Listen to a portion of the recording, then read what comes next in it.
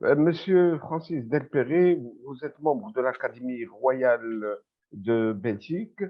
Oui, Vous venez d'organiser le vendredi 27 octobre 2022 à l'Académie royale de Belgique un colloque international avec la participation d'une pléiade d'experts internationaux sous le thème l'initiative marocaine, enjeux et perspectives. tout Quelles à fait. sont les principales conclusions? La principale conclusion des experts que j'avais réunis, il y avait des juristes, il y avait des économistes, il y avait des internationalistes, il y avait des politistes, eh bien, tout cela se sont mis autour d'une table pour dire, lisons le statut préparé par le Maroc pour le Sahara, regardons quelles sont ses dispositions, et la conclusion générale était de dire, voilà un statut qui donne une large autonomie au Sahara dans le cadre du royaume du Maroc. Ce n'est pas une région comme les autres, comme celles qui sont prévues par la Constitution dans le cadre de la régionalisation avancée. Non, comme dit très bien le statut, c'est une région particulière, j'insiste, particulière dans le cadre de la Constitution et du régime juridique, du système politique, l'ordonnancement juridique du Royaume du Maroc. Le concept de l'autonomie tel que proposé par le Maroc, à votre avis, comment il devrait être?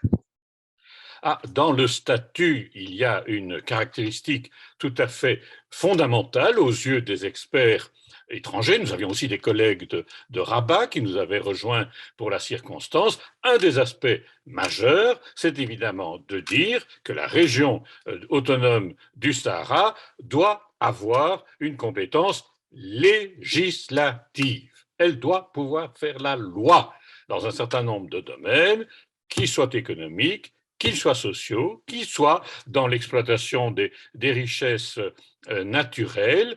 C'est évidemment un élément de large autonomie qui mérite d'être souligné, qui mérite d'être apprécié.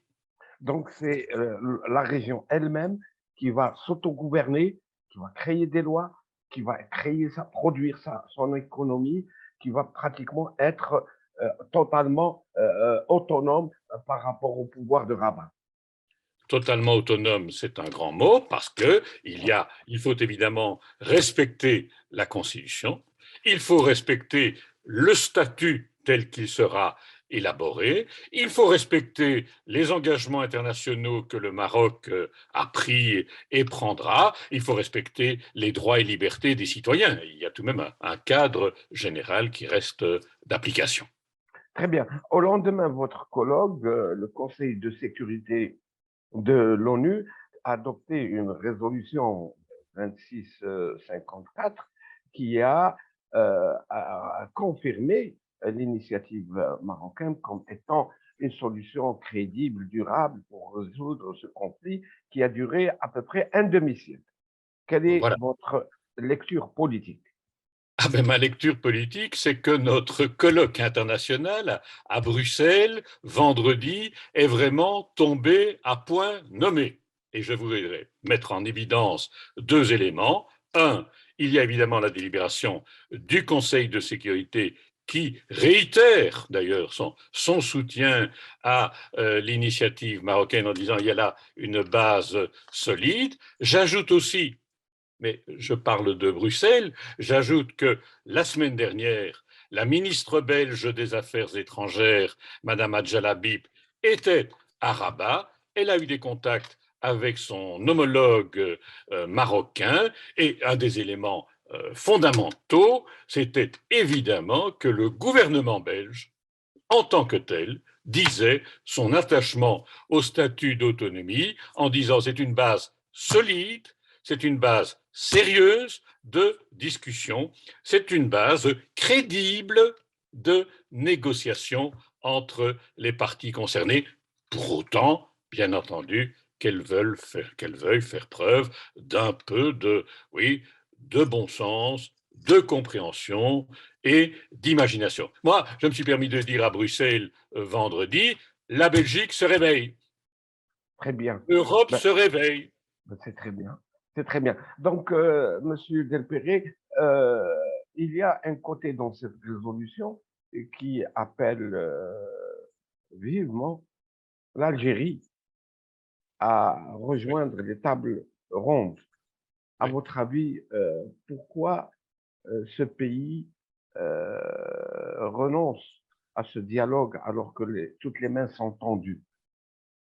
J'espère que l'Algérie ne renonce pas au dialogue. C'est un appel maintenant que la communauté internationale lance. Elle appelle aussi que différents États, notamment les États européens, que ce soit l'Espagne, que ce soit la Belgique, le Luxembourg, l'Allemagne fédérale, etc., lancent à la communauté internationale. Il y a peut-être évidemment des difficultés internes à un pays ou un État qui rendent le langage et la conversation difficiles, mais moi, j'ai tout de même bon espoir quant à l'avancement, et pas seulement l'avancement, l'aboutissement des travaux qui vont dans cette direction-là, la reconnaissance d'une région autonome. Monsieur Delpéré, ma dernière question, c'est que la région a besoin de la paix, de la stabilité, non seulement pour la région, mais aussi pour l'Europe. Nous savons ce qui se passe au Sahel.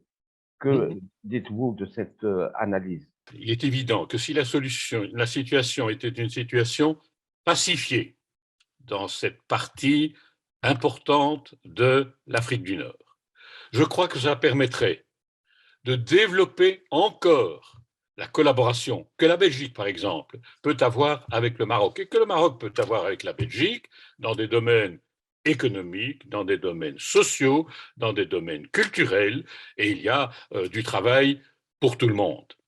Et j'ajoute que si au-delà de cela, il y a ce que vous signalez à l'instant, c'est que c'est un élément de paix, bien sûr, pour la région, mais c'est un élément de paix aussi pour l'Afrique, c'est un élément de paix pour l'Europe, finalement, c'est un élément de paix pour l'ensemble de la communauté européenne. Le Maroc, j'ai toujours dit, c'est l'interface entre l'Europe et l'Afrique. Il y a là un rôle particulier à jouer dans une société pacifiée.